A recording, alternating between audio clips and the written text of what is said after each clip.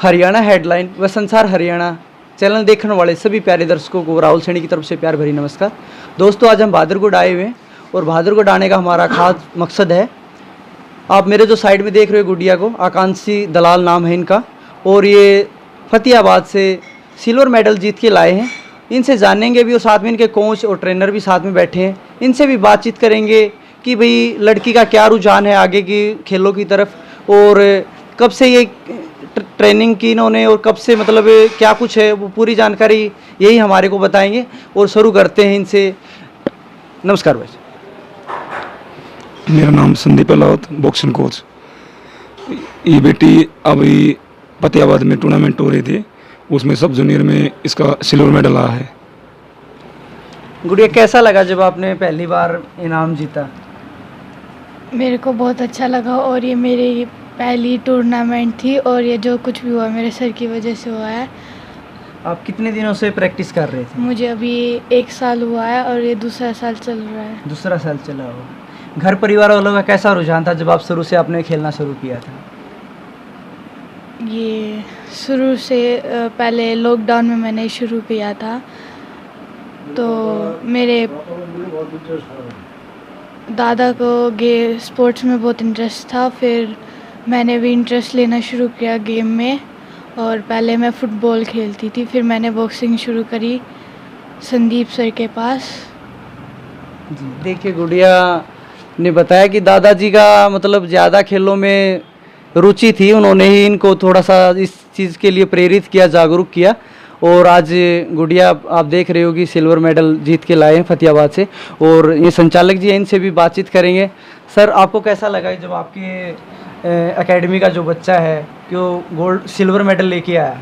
सबसे पहले तो मैं धन्यवाद करना चाहूँगा राहुल भाई और प्रदीप दलाल जी का। आप हमारे से जुड़े और खेलों का जो प्रचार है वो सोशल मीडिया के माध्यम से आप कर रहे हैं, तो सबसे पहले राहुल जी और भाई प्रदीप दलाल जी बहुत बहुत धन्यवाद। दूसरा, आपने क्वेश्चन किया बेटी के बारे में। बेटी का परिवार पूरा ही स्पोर्ट्स परिवार रहा है। इनके दादाजी बलजीत सिंह दलाल एक अच्छे स्पोर्ट्समैन, फुटबॉल के प्लेयर रहे हैं। इनके पिताजी भी एक स्पोर्ट्समैन पर्सन हैं।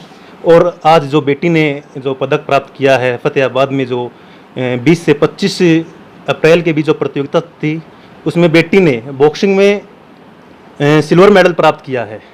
इनकी उम्मीद थी गोल्ड की, लेकिन वो कहते हैं ना, जो होता है वही अच्छा होता है, अच्छे के लिए होता है। तो आगे ये बेटी और मेहनत करेगी, और हमें पूरी उम्मीद है कि ये पहले नेशनल लेवल पे, इंटरनेशनल लेवल पे और बाद में ओलंपिक लेवल पे भी ये पदक प्राप्त करेगी, और इनका भविष्य उज्जवल है। एक पुरानी कहावत है, पानी से जो नहाता है वो लिबास बदलता है, और पसीने से जो नहाता है वो इतिहास बदलता है।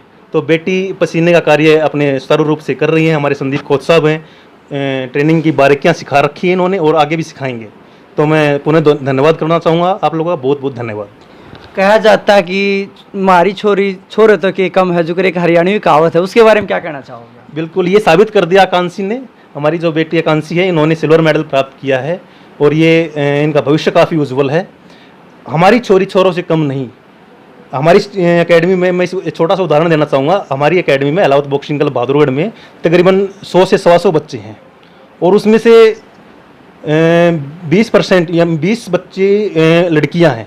उसमें से खाली 2 जो पदक प्राप्त किए हैं, वो एक बेटी के रूप में जो आकांक्षी हैं, और जो दूसरी बेटी गीतांजलि है, उन्होंने पदक प्राप्त किए हैं, और अलावत बॉक्सिंग क्लब की अपने माँ बाप की शान बढ़ाई है। शान बढ़ाई। देखो, एक बहुत अच्छी बात है कि आजकल जैसे हरियाणा में आप देखते थे भ्रूण हत्या के मामले में हरियाणा का जो नाम था एक खराब था, हर कोई इस चीज़ पे को लेकर एक धब्बा था हरियाणा के ऊपर। लेकिन आज के समय में जो बच्चियां हैं, जो बेटियां हैं, वो जब इनाम लेके आती हैं तो हर माँ बाप का सीना चौड़ा हो जाता है। और संचालक जी से जानेंगे कि भी आप कब से इस एकेडमी को चला रहे हो? हम तकरीबन 4 साल से एकेडमी, अलावत बॉक्सिंग एकेडमी है जो बहादुरगढ़ में स्थित है, तकरीबन 4 साल से चला रखी है। और अब तक सैकड़ों पदक, या नेशनल लेवल पे हो या फिर जिला स्तरीय कोई प्रतियोगिता हो, सैकड़ों पदक हमारे संदीप कोच साहब जी के माध्यम से इस एकेडमी को प्राप्त हुए हैं। और हमारा कहना यही है कि हम फिटनेस ट्रेनिंग जो देते हैं बच्चों को, चाहे वो रनिंग की हो, चाहे वो बॉक्सिंग की हो, हिंदुस्तान के नंबर 1 एकेडमी में से हमारी एक एकेडमी हो, और हरियाणा में नहीं पूरे भारत में, विश्व में नाम हो। और सर मैं आपसे एक बात और जानना चाहूँगा, जो सरकार ने 3% जो खेल कोटा था वो ख़त्म भी कर दिया था, लेकिन कुछ समय बाद जो खिलाड़ियों का जो दबाव बना, जो प्रेशर बना, उसके बाद उसको बहाल भी कर दिया गया। क्या कहना चाहोगे सरकार की इस नीयत और नीति पर? सबसे पहले तो सरकार की एक किस्म से कमी थी ये, क्योंकि जितने भी स्पोर्ट्स में बड़े बड़े पद पे खिलाड़ी लगे हुए हैं, चाहे वो एसपी, डीएसपी, A1 जो क्लास आती थी या फिर B क्लास में, दोनों में कैटेगरी में अफसर लाइन में जो लगे हुए थे, लेकिन ये बहाल कर दिया गया 30% के मामले में। तो सरकार ने ये दोबारा वापस लिए, कहीं ना कहीं सरकार की कमी थी। लेकिन मैं इस माध्यम से सरकार का धन्यवाद भी करना चाहूँगा, इस कोटे को दोबारा से लिया गया है। और ये जैसे स्टेडियम में 3 वो कर दिया गया था ना कि बाहर से जो बच्चा आएगा या पेरेंट्स आएगा उसको 1000 रुपये फीस देनी पड़ेगी, ये भी एक कमज़ोरी थी सरकार की। ये सरकार को ये कदम वापस लेना पड़ा, तो मैं धन्यवाद करना चाहूँगा सरकार का भी। और खिलाड़ियों को ज़्यादा से ज़्यादा प्रोत्साहन मिले, मैं ये चाहूँगा, सरकार से निवेदन करता हूँ। स्टेडियमों की जो हालत वो खस्ता हो चुकी है, हमारे साथ में एक अम्बेडकर स्टेडियम है, उसकी हालत करोड़ों रुपए से स्टार्ट हुई थी और आज वो बद्दर हो चुकी है, उसकी हालत खस्ता हो चुकी है। वहाँ पर ना तो ग्रिल डंकी है, ना ग्राउंड डंका है, लेकिन कोच नेशनल लेवल के NIS कोच का क्वालिफाइड कोच वहाँ पर हैं फिलहाल, चाहे वो एथलीट्स के हों, चाहे वो बॉक्सिंग के हों या फिर अन्य किसी भी गेम के हों। वहाँ पर कोचेज तो ठीक हैं, लेकिन वहाँ पर ग्राउंड बिल्कुल खस्ता हालत में है। देखो सरकार ग्रांट तो दे देती है और बन भी जाते हैं, लेकिन उनकी जो देखभाल है या जो कोच वगैरह हैं उस समय पर नहीं मिल पाते, इसलिए बच्चे कुछ ज़्यादा आगे नहीं बढ़ पाते हैं। कि कहते हैं कि भाई सरकार ग्रांट तो जारी कर देती है, हर चीज़ अवेलेबल करा देती है, लेकिन कुछ समय के बाद वहाँ पर बहुत कुछ चीज़ें होती हैं जो देखने को नहीं मिलती हैं।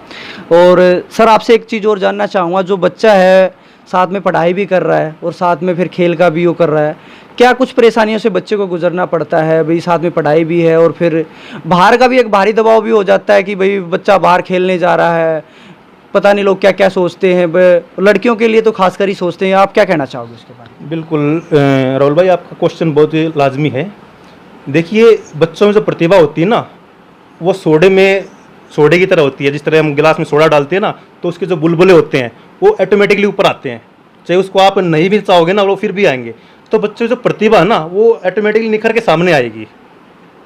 तो बच्चों की जो प्रतिभा उसको निखारने के लिए सबसे पहले तो उनके जो पेरेंट्स हैं, जो माता पिता हैं, उनको, उसके बाद में हमारे जो जैसे गुरु हैं, कोचेज़ वगैरह हैं, उनको आगे आना पड़ेगा। और बच्चों को समय समय पर मोटिवेशन बहुत ज़रूरत है, मोटिवेशन की, क्योंकि बच्चों में प्रतिभा तो है, उनका टाइम टेबल कैसे सेट होगा वो घर में और या फिर एकेडमी में कोचेज़ तय करेंगे। प्रतिभा की कमी नहीं है हमारे हिंदुस्तान में, प्रतिभा बहुत है, लेकिन उनको साथ साथ में डेवलपमेंट करना या फिर बच्चों को साथ में लेकर चलना, ये बहुत ज़रूरी है। तो हम अपनी एकेडमी में यही सिखाते हैं बच्चों को किस तरीके से टाइम मैनेज करना है, क्योंकि एक सफल इंसान के पीछे और एक असफल इंसान के पीछे सिर्फ 24 घंटे ही होते हैं, किसी के पास 25 से किसी के पास 26 नहीं होते। तो मैनेज हमें करना है, तो इसमें दोनों की भागीदारी रहेगी, पेरेंट्स की भी और टीचर की भी, गुरु की भी। तो इसमें बच्चों की जो प्रतिभा है उसमें कोई कमी नहीं है, हमें निखारना है उनको।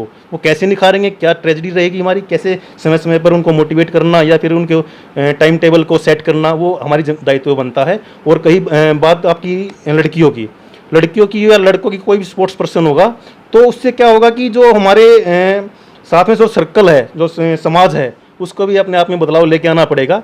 ये ना सोचे कि ये लड़की है या लड़का है, आज के दिन लड़का और लड़की सब समान है। Thank you. और एक हमारा लास्ट सवाल रहेगा, जो बच्चे स्पोर्ट में जाना चाह रहे हैं, जो जा चुके हैं, उनके लिए आप क्या संदेश देना चाहोगे कि मतलब आगे क्या खेलना चाहिए, किसकी तरफ ज़्यादा ध्यान देना चाहिए? राहुल जी, पहले एक कहावत थी, पढ़ोगे लिखोगे बनोगे नवाब, खेलोगे कूदोगे बनोगे खराब। लेकिन आज ये बिल्कुल उल्टा है। खेलने कूदने वाला बच्चा भी ओलंपिक में, नेशनल लेवल पे, एशियाड में, वर्ल्ड चैंपियनशिप में पदक लेके आता है और A से B ग्रेड की नौकरी उनको प्राप्त होती है, वो प्रतिभा के अनुसार, जैसे जैसे उनके पदक आए हुए हैं वैसे वैसे। तो ये बात नहीं मानूंगा कि शिक्षा का माध्यम, खाली एक खेलों का माध्यम भी एक अच्छी ऊंचाई पर लेके जा सकता है। जैसा कि अभी ओलंपिक में रेसलिंग को बंद कर दिया गया, बैन लगा दिया गया एक तरह से, उसके बारे में क्या कहना चाहोगे आप? देखो, ये बड़ा ही दुखद का विषय है और ये अच्छी घटना नहीं है। हमें चाहिए, मैं खुद एक अंतर्राष्ट्रीय पहलवान रह चुका हूँ अपने समय का, तो ये एक अच्छी घटना नहीं घटे। हमें भी चाहिए कि जैसे जो एशियाई देश हैं उनको भी अपने हिसाब से ऊंचे लेवल पे, अंतर्राष्ट्रीय स्तर पर जाके इसका विरोध करना चाहिए और दोबारा से रेसलिंग इसके अंदर आए। तो ये मेरा अनुरोध है। क्योंकि हरियाणा के लिए सबसे बेहद दुखद खबर है ये कि क्योंकि हरियाणा के सबसे ज़्यादा होते हैं इसमें। जी जी, आपने देखा अभी कौन एशिया चैंपियनशिप में सबसे ज़्यादा कुश्ती के पदक थे और 18 में से 17 पदक और ज़्यादातर हरियाणा से थे। तो एक ग्राफ था, ऊपर से लेकर नीचे तक जो ग्राफ था वो एक हिंदुस्तान के अंदर ही ग्राफ था। ये ग्राफ गिरना नहीं चाहिए, मैं तो यही चाहूँगा कि ये ग्राफ बढ़ना चाहिए। बढ़ना चाहिए जी। देखो बहुत बढ़िया बात बताई इन्होंने। और दादाजी से भी जानेंगे इनके कि भाई इनका कैसे रुझान हुआ कि भाई लड़की को इस गेम की तरफ ही लेके जाएं या फिर इसी साइड बैठा लें। आज इसी साइड आ जाओ। आपका कैसे रुझान हुआ कि भी लड़की को यही खेल दिलाएं और इसी में मतलब सबसे पहले तो मैंने इनको फुटबॉल का और दौड़ का खेलना सिखाया था। उसके बाद मेरी जो है ना वेलाद के एकेडमी में गया, वहाँ मैंने जाके माहौल बहुत अच्छा था, तो मैंने इन बच्चों को एकेडमी में शुरू कर दिया कि यहाँ मेरे को आने की कोई ज़रूरत नहीं है। वहाँ मेरे को खुद लेके जाना पड़ता था। एकेडमी में मेरे कोई चिंता ही नहीं थी, वहाँ बहुत बढ़िया एकेडमी थी, जिस कारण मैंने इन बच्चों को वहाँ छोड़ दिया।